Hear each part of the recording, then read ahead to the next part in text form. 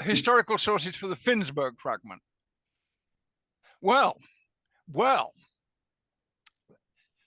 this is Tolkien speaking, you might say.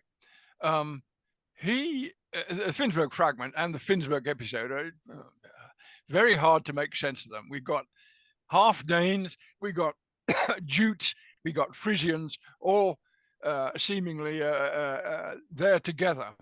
But Tolkien said, look, this makes very good sense in a historical setting. Here are the Danes, they're moving out of the islands, they're going to hit Jutland, which is inhabited by Jutes. Now, what's going to happen then? You might well end up with two different groups. And one of those groups is the Jutes who have accepted Danish overlordship, and they are called half Danes, probably rudely, by other people. And then there's another group who have actually moved down the coast to Frisia, where they are trying to re-establish themselves and perhaps make a comeback. And these two groups, the half Danes and the free Jutes in exile, hate each other's guts. They hate each other more than anybody else. So, of course, one group is going to attack the other group. This actually solves one problem, which is that Hengist is the leader of the half Danes, but in English history, he's a Jute. Well, perhaps he was a Jute.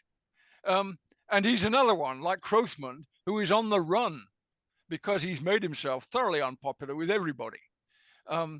So that makes really rather good sense. This Finnsburg event takes place sort of at the end of the Danish takeover of the islands, probably not very long before the poem's setting, which of course kind of fits because maybe it fits, except that Hengist is actually dated rather earlier than that. He's supposed to have landed in England, in the middle of the 5th century. So perhaps it's not. Perhaps it's a couple of generations back. But I think the Tolkien explanation, which is very hard to make out, because Tolkien, as later in life, got so bogged down in detail he couldn't explain things very well. But that's the gist of it. He sees it as actually a response to Danish expansion, which to them, of course, is a great success, but not necessarily to anybody else. So I think once again,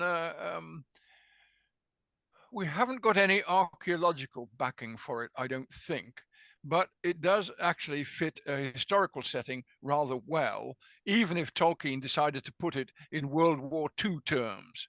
It's a clash between collaborators and free Jutes in exile.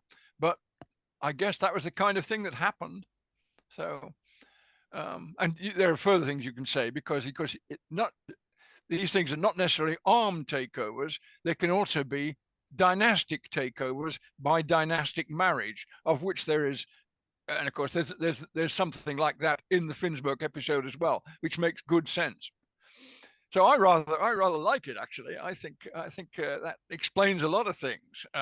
Again, not intended by the poet, but they're just part of his inherited knowledge.